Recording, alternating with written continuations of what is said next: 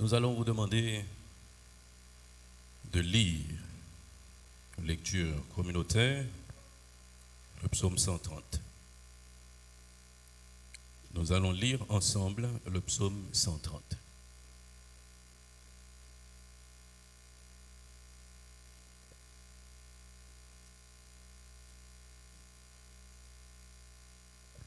Psaume 130. Pour un simple et court moment de réflexion avant de participer à la table du Seigneur. Vous l'avez? Mahalaleyal. Du fond de l'abîme, je t'invoque, ô Éternel. Seigneur, écoute ma voix. Que tes oreilles soient attentives à la voix de mes supplications. Si tu gardais le souvenir des iniquités éternelles, Seigneur, qui pourrait subsister? Mais le pardon se trouve auprès de toi, afin qu'on te craigne. J'espère en l'Éternel, mon âme espère, et j'attends ta promesse. Mon âme compte sur le Seigneur, plus que les gardes ne comptent sur le matin, que les gardes ne comptent sur le matin. Israël, mets ton espoir en l'Éternel, car la miséricorde est auprès de l'Éternel et la rédemption est auprès de lui en abondance. C'est lui qui rachète Israël de toutes ses iniquités. Amen. Le verset 4 est celui qui nous intéresse le mieux ce matin dans le cadre de cette réflexion. Mais le pardon se trouve auprès de toi afin qu'on te craigne. Mais le pardon se trouve auprès de toi afin qu'on te craigne. Et le titre de la réflexion de ce matin, c'est la crainte après le pardon, une bonne attitude. La crainte après le pardon, une bonne attitude. Mais bien aimé, au-delà d'une discipline saine, nous devons être doux avec nous-mêmes. Cela sous-entend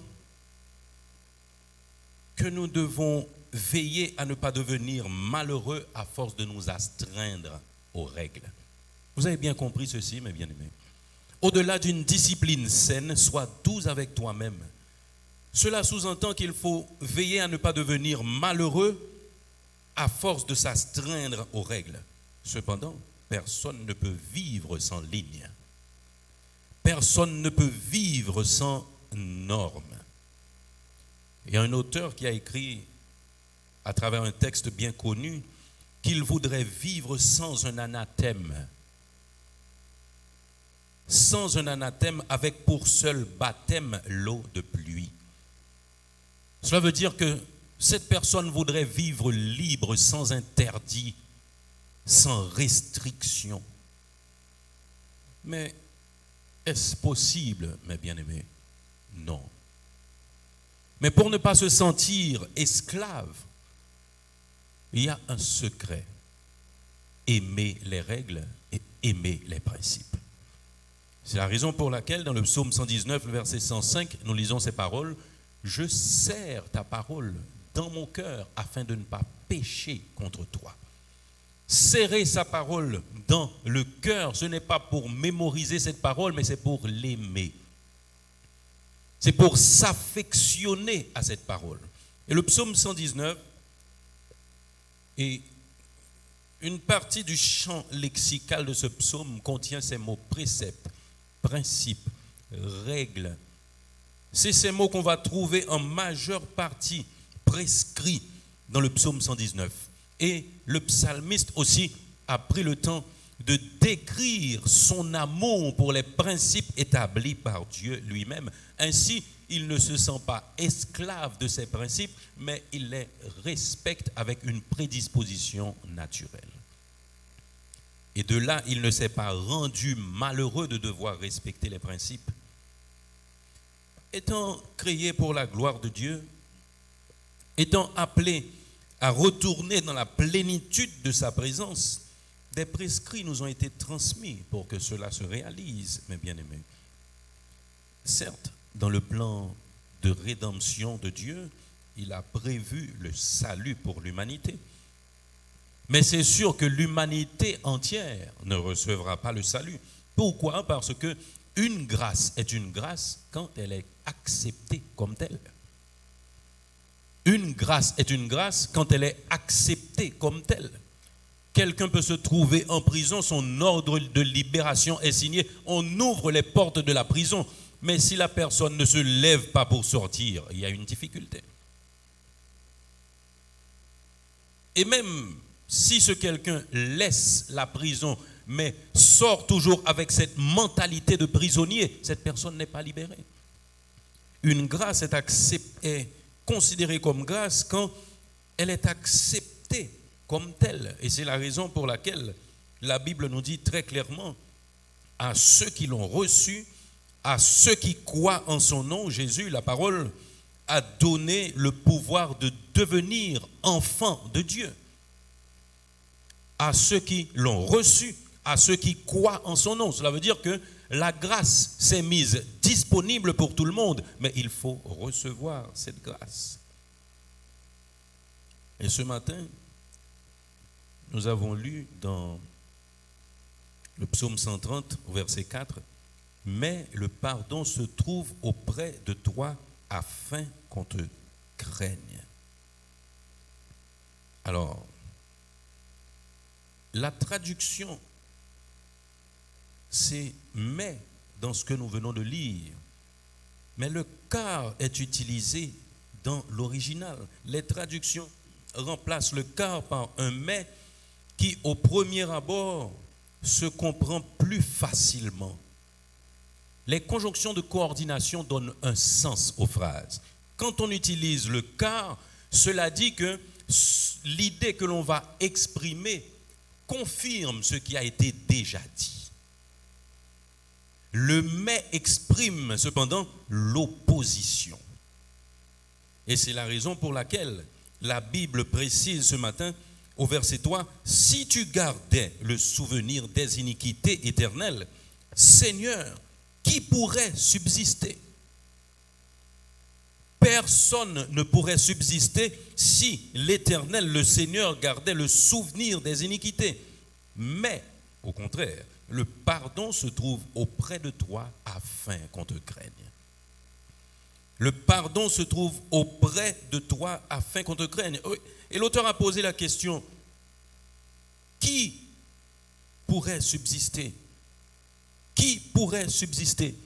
Pourquoi il l'a dit? Parce que le pardon qui aurait dû être suivi de crainte n'a pas été suivi de cette crainte.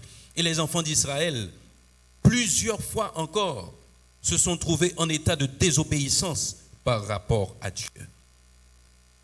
Et il est dangereux, mes bien-aimés, je vous le dis ce matin, il est dangereux de passer par le pardon et continuer à ne pas craindre le péché. Vous avez bien entendu ceci? Il est dangereux de passer par le pardon et continuer à ne pas craindre le péché. Parce que quand on passe par le pardon et qu'on continue dans la voie pécheresse, c'est ce qu'on appelle le chemin de la perdition. C'est ce qu'on appelle le chemin de la perdition.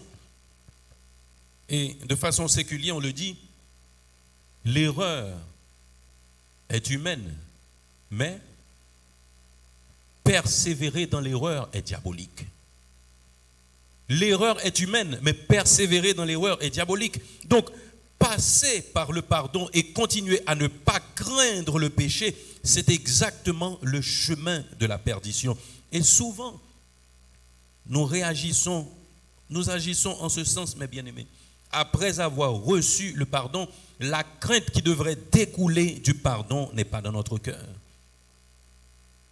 Souvent, cela nous arrive, nous nous sentons trop habitués avec quelqu'un pour le respecter. Vous avez fait cette expérience? Nous nous sentons trop habitués avec quelqu'un pour le respecter. On se permet tout avec celui qui est conciliant, celui qui a un cœur à pardonner. Ce n'est pas normal, mes bien-aimés. Vous l'avez entendu? Ce n'est pas normal. La personne est conciliante, toujours prêt à nous recevoir. Au lieu d'avoir un souci pour conserver cette bonne entente, cette bonne relation, nous faisons à cette personne ce que nous voulons. Nous agissons comme bon nous semble. Par contre, très souvent, nous nous efforçons à respecter celui qui donne la punition. Nous nous efforçons à respecter celui qui peut sanctionner et condamner, mes bien-aimés. La Bible nous dit ce matin, il nous donne un grand secret. Mais le pardon se trouve auprès de toi afin qu'on te craigne. Le pardon se trouve auprès de toi afin qu'on te craigne. Cela nous ramène, mes bien-aimés, à établir plus ou moins cette chose qu'on a fait à plusieurs reprises du haut de cette chair, établir la différence entre la peur et la crainte. D'abord, nous devons définir le pardon, parce que si nous sommes en train de parler de quelque chose, il nous est favorable d'essayer au moins des définitions. Souvent, nous entendons des gens se dire « pardonner, c'est oublier ». La dernière fois, j'ai parlé à quelqu'un qui m'a dit « moi, je ne peux pas pardonner ». Pourquoi? Mais parce que je n'oublie jamais. Aussi simple que ça. Si pardonner, c'est oublier, personne ne peut pardonner. Et nous vous disons ce matin que le pardon, mes bien-aimés, le pardon est très spirituel. Et le pardon est très psychologique aussi. Le pardon est très spirituel et le pardon est très psychologique parce que c'est une attitude mentale, mes bien-aimés. Et je l'ai écrit, pardonner n'est pas oublier, mais c'est vivre de façon positive le souvenir des préjudices antérieurs. Pardonner ne sera jamais oublié. Je me rappelle les situations que j'ai vécues quand j'avais 2 ans. Quand je raconte des choses à ma mère, il me dit, mais Kelly, tu avais 2 ans. Vous imaginez que l'oubli, c'est un nom qu'on donne à la mémoire résiduelle de l'homme. On n'oublie jamais. Cela veut dire que si pardonner est oublié, personne ne peut le faire. Pardonner est donc une attitude spirituelle. Pardonner, c'est une attitude psychologique, c'est un état mental que vous apprenez à développer quand vous avez le souvenir des préjudices que vous avez vécus. C'est ça, pardonner. C'est voler plus haut que les offenses passées. C'est ça, pardonner, mes bien-aimés. Est-ce que Dieu qui connaît la fin avant le commencement, Dieu qui est omniscient, qui connaît tout, est-ce qu'il peut oublier? Non, et pourtant la parole nous dit, si tu gardais le souvenir de nos iniquités, éternel Seigneur, qui pourrait subsister? Il passé pour nous, c'est ça le pardon. C'est ça le pardon. Et si Dieu qui est saint, irrépréhensible, li passé en série de bagages pour nous, nous-mêmes nous avons responsabilité passer pour le monde qui côté nous. Et nous arrivons là à cette différence entre la crainte et la peur. La crainte a quelque chose de plus intellectuel que la peur, mes bien-aimés. La peur, c'est quelque chose de plus sensible même. Alors quand on dit sensible, on parle d'affection, on parle d'émotion. La crainte résulte d'une vue de l'esprit, tandis que la peur est un état passionné et spontané, à peu près irrésistible, un trouble de l'âme qui souvent se montre au dehors. Mais la crainte ne se montre pas au dehors sur nos visages ou par les réactions. Mais la crainte, c'est un état d'esprit. La crainte, c'est une vue de l'esprit, mes bien-aimés. C'est la raison pour laquelle nous disons ce matin que c'est l'état de quelqu'un qui éprouve un sentiment de peur. Nous précisons, ce n'est pas une émotion de peur, mais c'est un sentiment de peur. Le sentiment de peur se ramène à l'insécurité, mes bien-aimés. Cela veut dire que la crainte, c'est quelqu'un qui se sent dans l'insécurité par rapport à quelque chose et qui pratique un certain recul. C'est une appréhension du danger, d'une douleur et d'un mal à venir. Cela veut dire que la crainte, c'est donc un état préventif. La crainte, c'est donc un état d'esprit préventif. Vous avez peur dans une situation, quand vous vous trouvez dans une situation, ou du moins quand vous avez la perception de vous trouver dans une situation.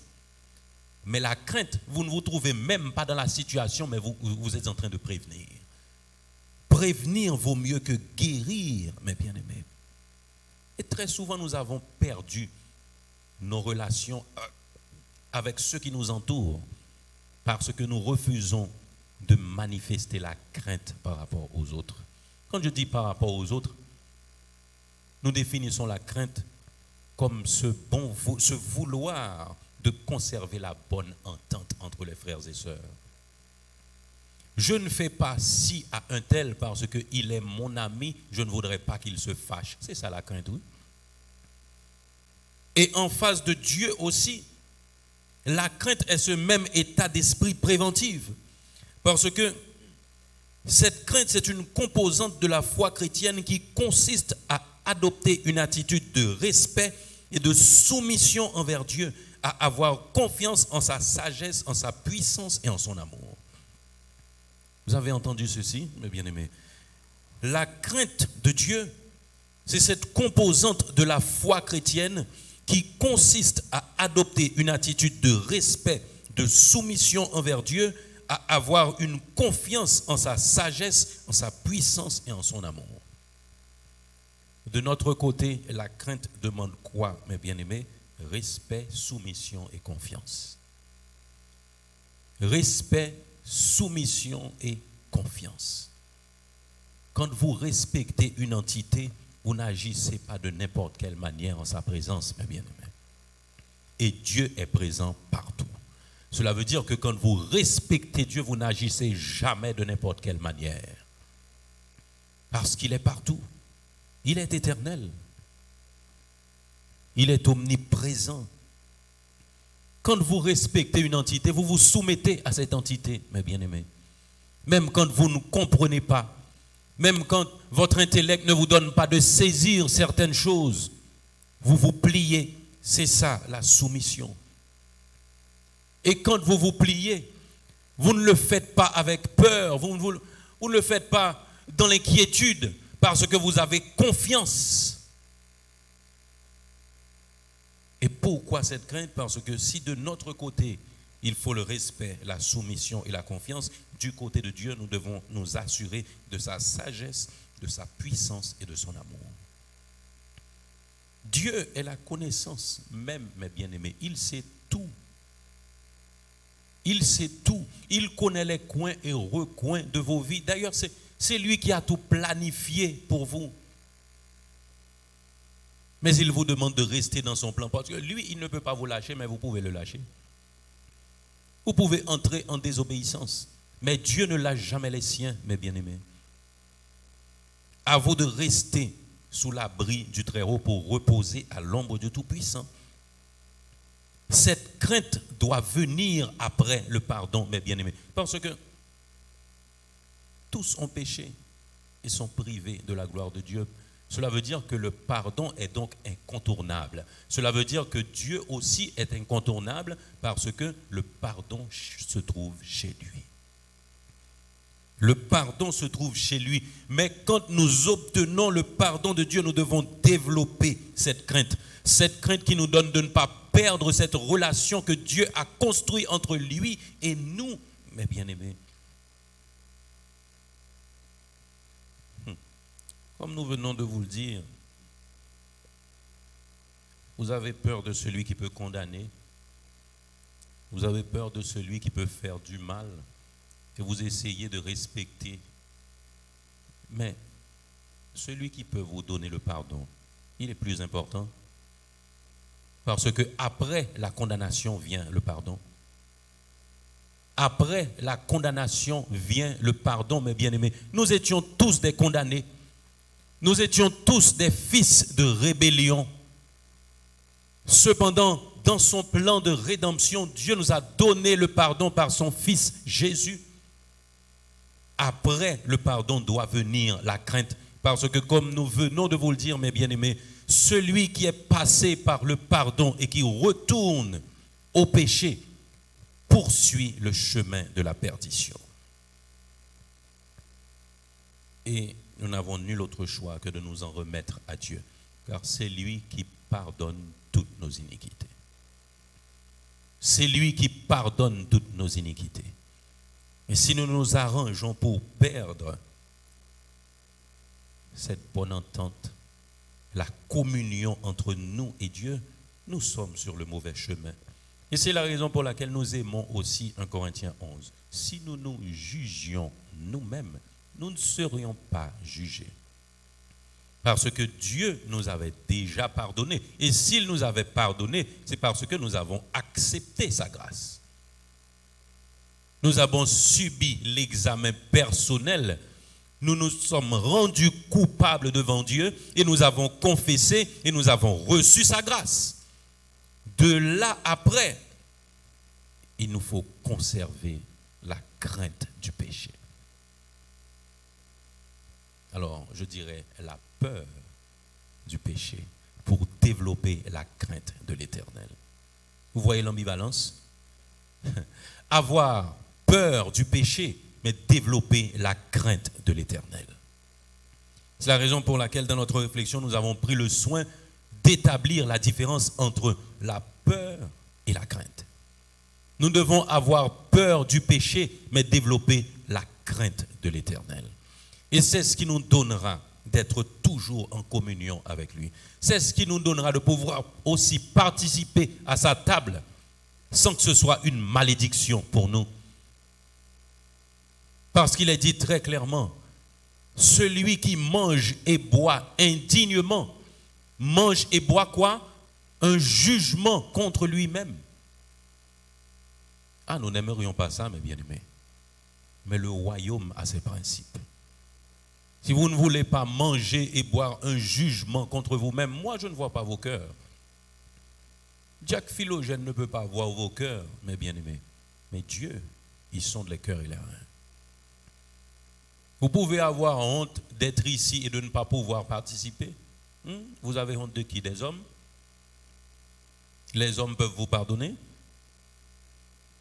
C'est là le fond même de cette réflexion. Les hommes ne peuvent pas vous pardonner de vos péchés. D'ailleurs, vos péchés les plus graves sont les secrets.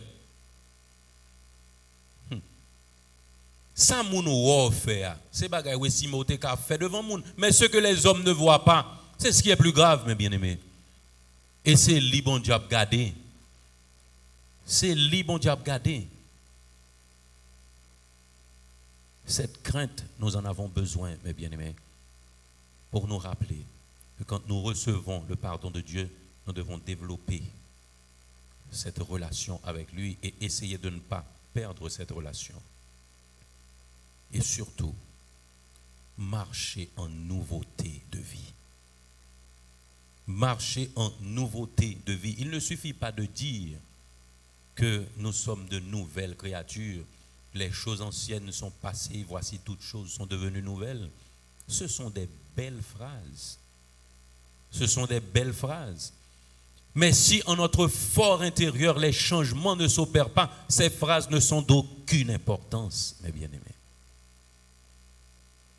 Ces phrases ne sont d'aucune importance. Et c'est la raison pour laquelle nous avions toujours aimé quand le diacre lundi disait « si tout va bien ». Si tout est bien. Mais il ne sait pas non pour vous si tout est bien. Il peut savoir pour lui. Mais vous devez savoir pour vous-même. Mais le grand problème, c'est que l'accusateur par excellence est au courant de tout aussi. Cela veut dire que si rien ne va, vous avez la responsabilité de tomber sur vos genoux et demander à Dieu la force de ne pas retourner au péché. Vous savez l'expérience que j'ai faite, mes bien-aimés. Nous demandons pardon pour quelque chose avec sincérité. Nous pleurons devant Dieu, il nous pardonne, mais nous ne sommes pas fidèles. Au moment où nous demandons le pardon, nous sommes sincères, nous regrettons et tout. Dieu voit nos cœurs aussi. Mais la fidélité, c'est persévérer dans cette voie que nous avons choisie. La sincérité est différente de la fidélité. En plus de notre sincérité, nous avons besoin d'être fidèles, mes bien-aimés. Parce que le pardon se trouve auprès de Dieu. Le pardon se trouve auprès de Dieu. Et pourquoi le pardon se trouve auprès de lui? Afin qu'on le craigne. Afin qu'on le craigne. Si les condamnations peuvent venir de partout, Le pardon du péché, ça vient de Dieu et de Dieu seul. Et seulement la crainte peut nous conserver cette communion avec Dieu et nous retirer du chemin de la perdition.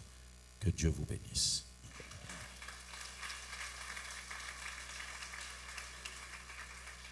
Mahalaleluia.